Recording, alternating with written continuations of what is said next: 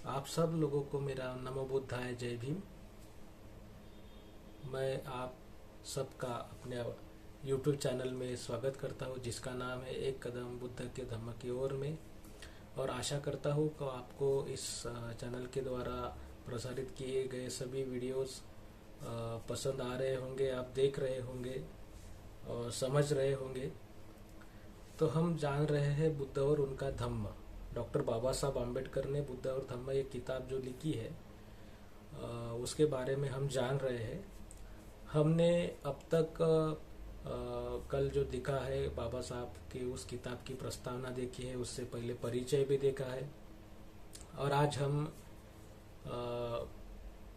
इस कड़ी में भाग 3 पे आ चुके हैं। ये अपना तीसरा वीडियो है किताब के ऊपर, जिसमें हम आमुख यानी किताब का जो आमुख है, जिसे मराठी में उपोद्घात कहते हैं, इंग्लिश में प्रोलोग कहते हैं, तो उस पे हम आज डिस्कस करने वाले हैं। तो ये इसमें जो दिया है बाबा साहब आम्बेडकर ने, जो प्रोलोग दिया है, आमुख उपोद्घात जिसे कहते हैं, वो इस किताब में जो दिया है वो उन्होंने खुद लिखा नहीं है। उन्होंने वो encyclopedia of religion and ethics, इसका जो 10वां वॉल्यूम है, उसके 669 पेज पे जो दिया है encyclopedia of religion and ethics, इसमें जो एक रिलीजन के ऊपर जो भाग दिया है उसको उन्होंने वहाँ पे लिया है। तो इसमें क्या दिया है, क्या लिखा है, वो हमें देखना है। वो बाबा साहब ने रेफरेंस दिया है उसका। उन्होंने खुद वो ये जो विचार है वो लिखे नहीं है। वो उनसे हो सकता है कि बाबा साहब उन विचारों से प्रेरित हो, और बाबा साहब हमेशा ही अपने स्टेटमेंट में, भाषणों में अनेकों ऐसे ग्रंथों का, अनेकों ऐसे लेखकों का, राइटर्स का रेफरेंस देते हैं जो प्रसिद्ध थे। तो ये भी प्रसिद्ध कोटेशन यहाँ पे दिया है एनसाइक्लोपीडिया का। तो क्या है वो, क्या कहा है उसमें बताया गया है कि कोई भी जो रिलीजन है, धर्म है, उसके बारे में लोग कैसा सोचते हैं। मैंने वो पढ़ा, उस कोलंबिया यूनिवर्सिटी के वेबसाइट पर भी जो उन्होंने बुद्ध और उनका धम्म यानी बुद्ध एंड हिज धम्म के बारे में जो एक वेबसाइट बनाई है, तो उस वेबसाइट में भी ये प्रोलोग है। और हिंदी के भी किताब में आमुख मैंने पढ़ा, मराठी में भी उपोद्घात पढ़ा। तो इसको समझने के लिए यानी अपने को देखना पड़ेगा कि ये किस तरह का है। तो मान लीजिए कि कोई भी व्यक्ति धर्म के बारे में जब सोचता है तो वो किस तरह का व्यक्ति होता है। मेरे हिसाब से वो 3 तरह का व्यक्ति होता है। 3 तरह का एक व्यक्ति होता है, 3 उसकी बुद्धिमत्ता होती है, 3 प्रकार की होती है। जो धर्म का कुछ स्टडी करता हो, यानी धर्म को सोचता हो या धर्म के बारे में जानने की इच्छा व्यक्त करता हो, ऐसा अपन बोलेंगे। तो किस तरह का होता है, एक ऐसा व्यक्ति होता है कि जिसको जो जैसा है बताया गया है, वो उस तरह से उसको अपने जीवन में उसको आचरण में लाता है, उसके अनुसार वो जीता है ना। वो एक ऐसा आदमी है। और ऐसे बहुत से लोग हैं, जैसा है लिखा है, जिन्होंने बताया है वैसे वो करते हैं, उस हिसाब से वो रहते हैं, उसी हिसाब से अपने जीवन को व्यतीत करते हैं, और औरों ने भी उसी के हिसाब से जीवन व्यतीत करना चाहिए, ऐसा वो आग्रह करते हैं इनको। और दूसरे प्रकार के वो व्यक्ति होते हैं जिनको यानी जो पढ़ने की कोशिश करते हैं, जिनको जो पढ़ाया जाए। हो सकता है कि जो पढ़ाने वाले लोग हैं वो किसी सिद्धांत के, यानी हो सकता है कि वो जो पुराना जो सिद्धांत है, यानी परंपरागत सिद्धांत मैं उसे बोलूंगा, जो परंपरागत धर्म, परंपरागत विचारधारा, इनसे जो इंस्पायर होते हैं, और वो अगर पढ़ाते हैं, वो अगर कुछ टेक्स्ट बनाते हैं, पढ़ाई का जो होता है सिलेबस अपन बोलेंगे, तो वो बनाते हैं, तो वो उसी धर्म के आधार पर बनाते हैं और उसी धर्म के आधार पर बना के वो लोगों को समझाते हैं, पढ़ाते हैं। तो यानी क्या हो गया, तो इससे भी वो आदमी जो है, जो सोच, उसके मन में एक तुलनात्मक स्टडी का जो विचार आना चाहिए वो आता नहीं, और वो उसी के बारे में सोचता है जो परंपरागत है। और तीसरे प्रकार के वो लोग होते हैं कि जो शास्त्र शुद्ध पद्धति से सत्य क्या होना चाहिए और वर्तमान क्या होना चाहिए, इसके हिसाब से अपने धर्म में उसके बारे में क्या अपना धर्म उसको बताता है, उसका जवाब देता है। जो वर्तमान में जो समस्याएं उत्पन्न होती है उसके ऊपर क्या हमारा जो धर्म है वो स्टेटमेंट देता है कि उसके पास में कुछ सॉल्यूशन है उसके बारे में, और क्या सॉल्यूशन है, किस तरह से होना चाहिए, ये सब तरह से वो सोचते हैं।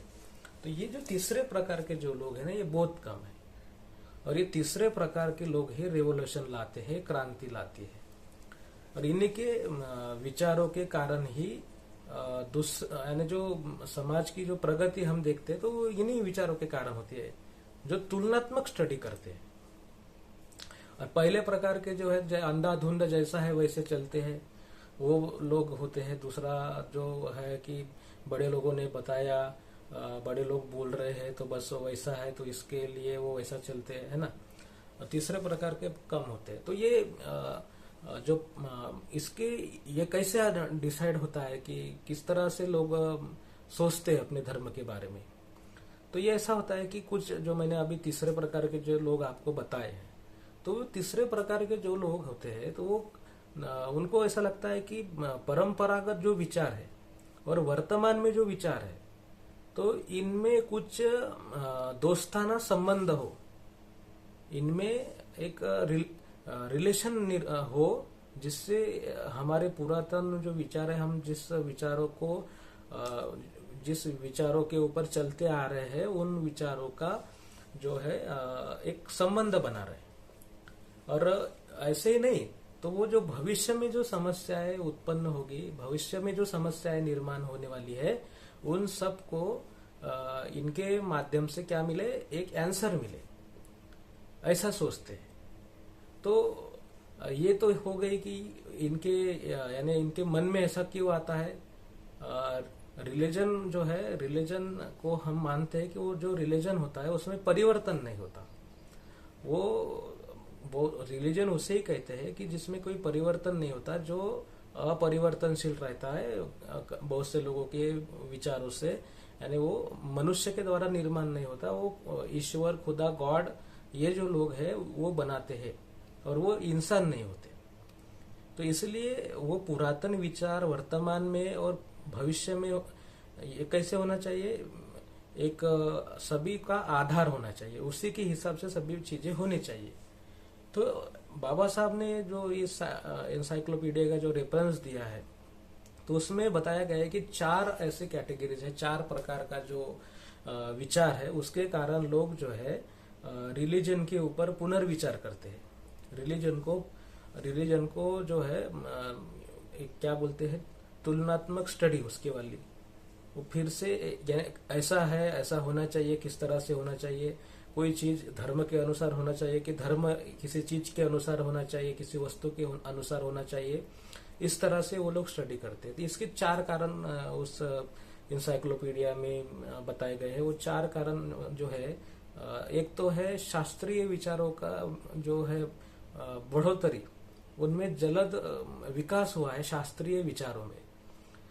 दूसरा, ये जो शास्त्रीय विचार है इनमें जो जलद प्रगति हुई है, ये क्या है, शास्त्रीय विचार है, अपन साइंटिफिक थॉट्स भी बोल सकते हैं उसको।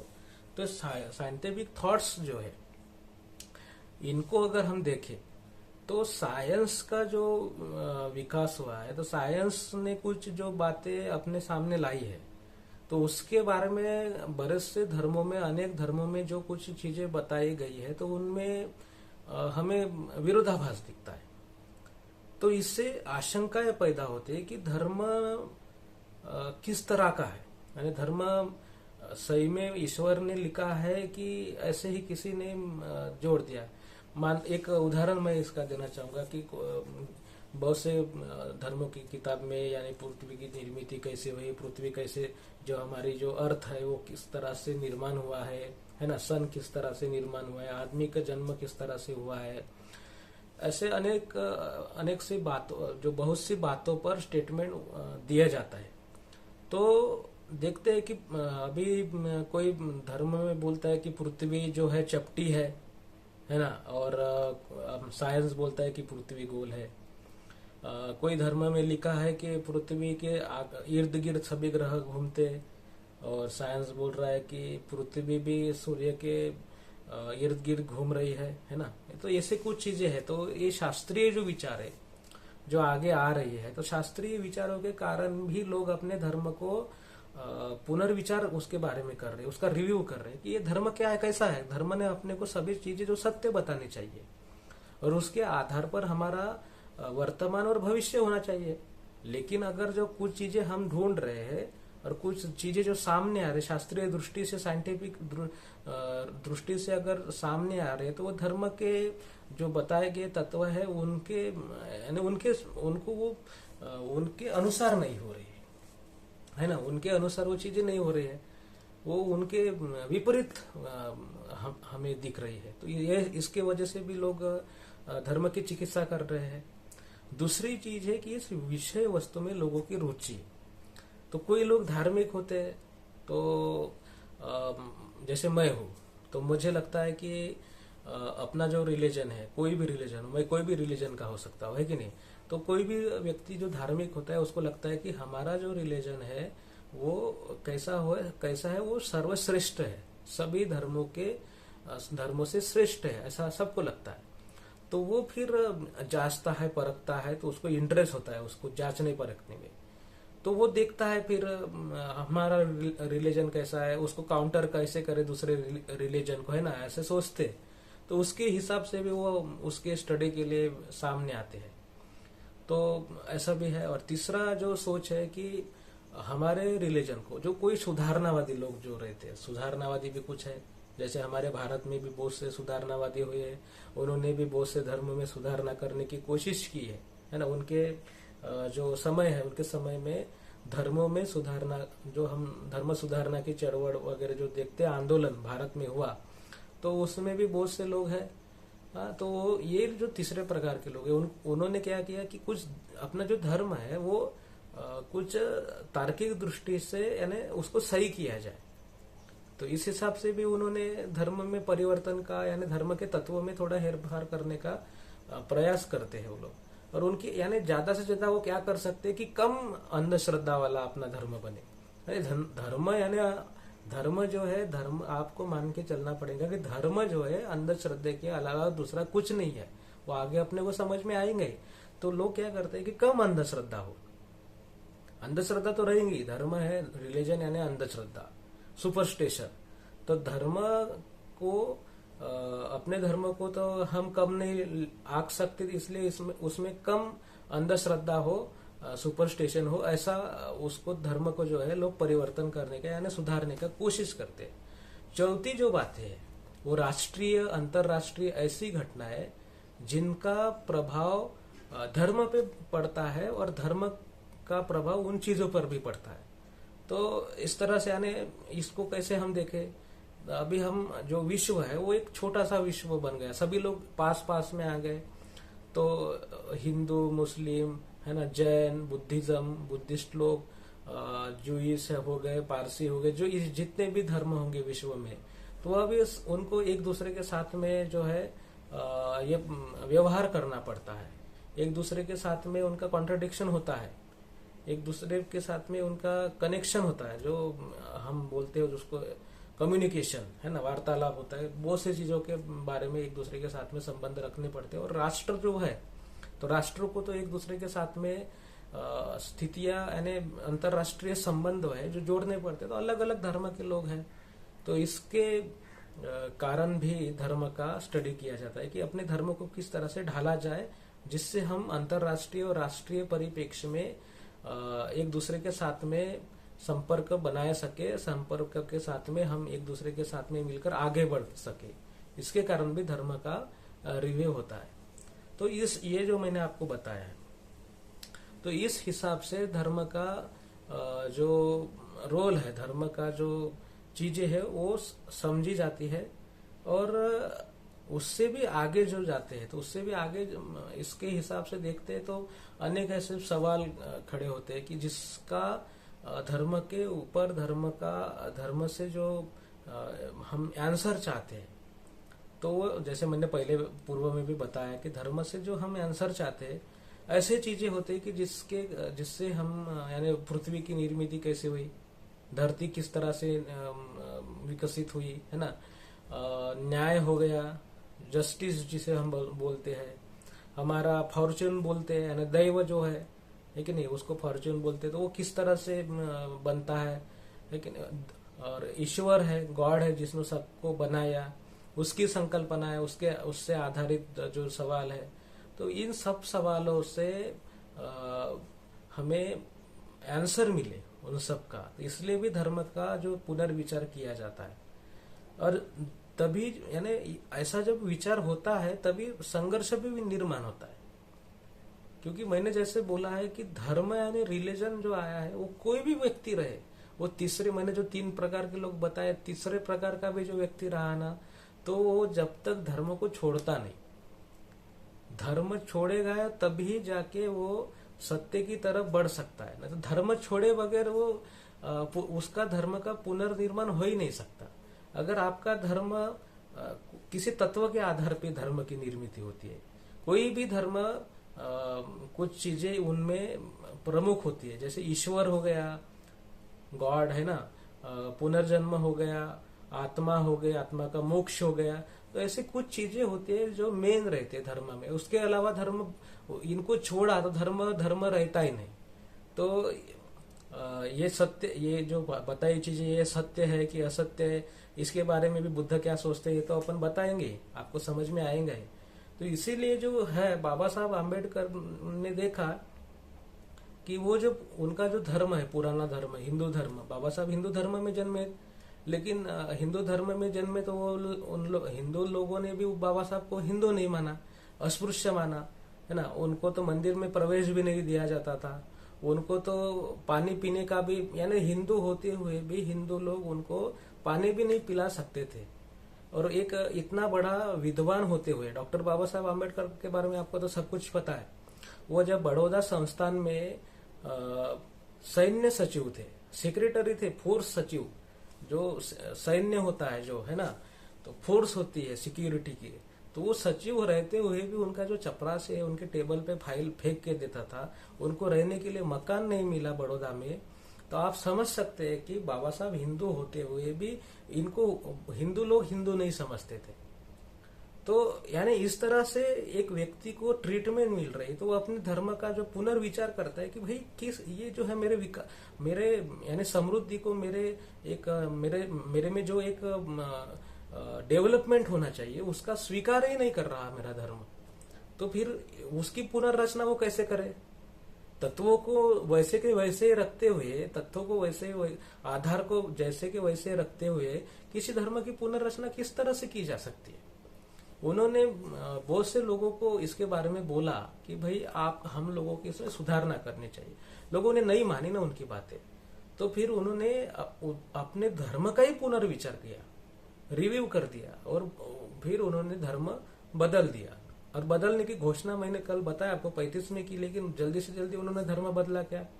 यानी उनका जो गुस्सा था, उन्हें जो ट्रीटमेंट मिली, तो उन ट्रीटमेंट की वजह से क्या उन्होंने किसी धर्म के ऊपर बदला, यानी हिंदू धर्म को हिंदू धर्म से बदले की भावना की वजह से उन्होंने कुछ ऐसे वैसे अपने पाँव नहीं उठाए। उन्होंने सर्च किया पूरे धर्म का, पूरे विश्व वैश्विक धर्मों का स्टडी किया, फिर जाके उन्होंने, उनको जो अच्छा लगा, उनके बौद्धिक तत्वों को जो पटा, तो वो जाके उन्होंने बुद्ध धर्म का स्वीकार किया। तो यही तो चीजें है। इसीलिए तो देखो, विश्व के संदर्भ में भी हम सोच रहे हैं, जो विश्व साहित्य है, इंसाइक्लोपीडिया, तो उसमें भी जो रिलीजन के इथिक्स यानी नैतिकता जो होती है, रिलीजन की नैतिकता, उसके बारे में जो बताया गया है उन खंडों में, 10वें वॉल्यूम में, तो उसके बारे में बाबा साहब ने यहाँ पे रेफरेंस दिया है। तो ये भी तो सोचने की बात है। जब तक हम ऐसा सोचते नहीं, पूरा पूरा सोचना चाहिए। किसी बारे में हम सोच रहे तो आधा अधूरा नहीं सोच सकते। हम घर बना रहे तो क्या ऐसा घर बनाएंगे जिसमें बरसात का पानी आता हो, या ऐसा घर बनाएंगे कि हम ऐसा घर खरीदेंगे कि जिसमें कुछ ऐसी चीजें हैं जो हमें पसंद नहीं है। हम कुछ खरीद रहे हैं या हम कुछ बना रहे हैं तो ऐसा क्यों बनाएंगे जिसमें डिफेक्ट हो, खराब खामियां हो, खराबियां हो। तो अच्छी चीजें हम बनाएंगे और अच्छी चीजें स्वीकार करेंगे। तो इसी हिसाब से बाबा साहब ने इन सभी नजरियों को देखते हुए बुद्धिज्म का स्वीकार किया। और बुद्धिज्म को समझाने के लिए बुद्धिज्म के ही लोगों को बुद्धिज्म पता नहीं है। बुद्धिज्म कैसा है, बुद्ध ने क्या शिक्षाएं प्रदान की है। आज हम देखते हैं कि बुद्धिज्म में के जो लोग हैं, जो बुद्धिज्म फॉलो करते हैं, वो भी आत्मा पुनर्जन्म के बारे में सोचते हैं। तो ये बातें बड़ी यानी दिक्कत वाली है। तो इसीलिए बुद्ध की जो सामाजिक शिक्षाएं है, बुद्ध ने अपना यानी अगर आत्मा पुनर्जन्म है तो फिर आत्मा है, पुनर्जन्म है, मोक्ष। अगर बुद्धिज्म भी यही मानता है तो बाकी के धर्मों और बुद्धिज्म में क्या फर्क है ना। तो बाबा साहब को बुद्धिज्म नहीं लेना चाहिए था। तो यही तो फर्क है, यही तो जानना है अपने को कि बुद्धिज्म क्या है। और बुद्धिज्म बाबा साहब ने सभी को समझाने के लिए वो किताब लिखी है। कल मैंने आपको प्रस्तावना में बताया कि बुद्धिज्म के ऊपर किताब लिखने के लिए बाबा साहब ने क्यों डिसाइड किया। बाबा साहब ने ये भी प्रस्तावना में लिखा है कि मेरे कुछ शब्द नहीं है ये, यानी जो किताब में लिखा है ये उनका नहीं है। उन्होंने सिर्फ उनकी जो ये जो मांडनी जिसे हम बोलते हैं कि वो रचा है, किसके ऊपर क्या होना चाहिए, किस तरह से उसका लेखन होना चाहिए, कौन सा भाग नीचे होना चाहिए, ऊपर होना चाहिए। तो इस तरह से उसकी जो रूपरेखा जो बनाई गई है किताब की, वो बाबा साहब की मौलिक है। लेकिन उसमें जो बताए गए विचार है वो बुद्ध के विचार है। ये भी बाबा साहब ने स्पष्ट कर दिया है। जो कुछ लोग टीका करने वाले हैं उनको ये समझाया है। तो ये चीजें जो है, यानी मैं ये क्यों बता रहा हूँ कि कोई भी धर्म हो, कोई भी नई चीज हम खरीद रहे हैं तो उसको समझ के, उसका पूरा रिव्यू करके कि अच्छी है, खराब है, किस तरह से, किसी कैसा भी उसमें डिफेक्ट ना हो, सब तरह से वो अच्छी है, अच्छी हो। मानव का जो इंसाइक्लोपीडिया में जो बताया गया है उसका हम विश्लेषण कर रहे हैं। तो मानव को उसका जो अतीत है, उसके अतीत के माध्यम से उसका वर्तमान और भविष्य में जो सवाल निर्माण होने वाले हैं, जो विकास होने वाला है, उन सब का जो जवाब मिलना चाहिए। धर्म के आधार पर ही हमारा भविष्य और वर्तमान घटित होना चाहिए। अगर वर्तमान में कुछ घटनाएं घट रही है और धर्म उसका आंसर नहीं दे पा रहा है, और भविष्य में जो घटनाएं घटित होने वाली है अगर धर्म उसका भी आंसर नहीं दे सकता, तो उस धर्म की कोई जरूरत नहीं है। धर्म की जरूरत नहीं है यानी धर्म नहीं चाहिए, ऐसा भी नहीं है। रिलीजन है व्यक्ति को, जैसे कल मैंने बताया, परसों भी बताया था कि वैज्ञानिक समाज में रहने वाले सभी व्यक्ति को रिलीजन जरूरी है। और वो रिलीजन बुद्धिज्म के अलावा दूसरा कुछ भी नहीं हो सकता। ये भी बाबा साहब ने हमको इशारा दिया है। नहीं तो ये जो संसार है डेवलपमेंट की तरफ जा रहा है, वो संसार उद्ध्वस्त हुए बगैर नहीं रह सकता। तो ये क्या है बुद्ध के विचार है ना, बुद्ध किस तरह से प्रासंगिक है, वैज्ञानिक है, जो बुद्ध का धम्म है वो किस तरह से डेवलपमेंट को मानता है। और डेवलपमेंट जो है ना, जो बुद्ध के सोच के आधार पर ही डेवलपमेंट विकसित हो रही है। जो भी संशोधन हो रहे हैं, जो भी शास्त्रीय विचारों की प्रगति हो रही है, तो वो बुद्धिज्म ही किस तरह से सत्य है ऐसा जोर जोर से चिल्लाकर बता रही है। बुद्ध के विचारों की प्रतिध्वनि आज के सभी डेवलपमेंट से हम लोगों को सुनाई देती है। इसलिए सभी वैज्ञानिकों का जो कुछ भी धम्म होना चाहिए तो वो बुद्धिज्म ही होना चाहिए। और क्यों होना चाहिए, किस तरह से होना चाहिए, इसके बारे में अगर बोला जाए तो बुद्धिज्म ये नैतिकता है, मॉरलिटी है। अगर मान लीजिए कि एक धर्म कहता है कि ये नीचा है, ये छोटा है, ये बड़ा है, यह अस्पृश्य है, इसको हाथ नहीं लगाना चाहिए, इसको पानी नहीं पिलाना चाहिए, तो उस व्यक्ति के अंदर में डेवलपमेंट की भावना ही उत्पन्न नहीं होगी। उसको मनुष्य ही नहीं समझा जा रहा तो वो तो हैवान बन जाएगा, है ना।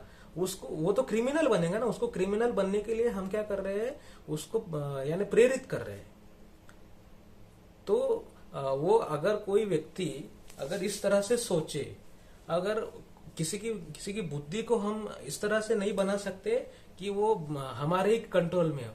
अगर मान लो कि किसी को हम इतना अपमानित कर रहे हैं, बाबा साहब को ही समझ लीजिए कि बाबा साहब को इतना अपमानित किया हम लोगों ने, हमारे देश ने, तो बाबा साहब ने विदेश में जाके पढ़ाई की, बहुत से लोगों ने उनको सपोर्ट किया।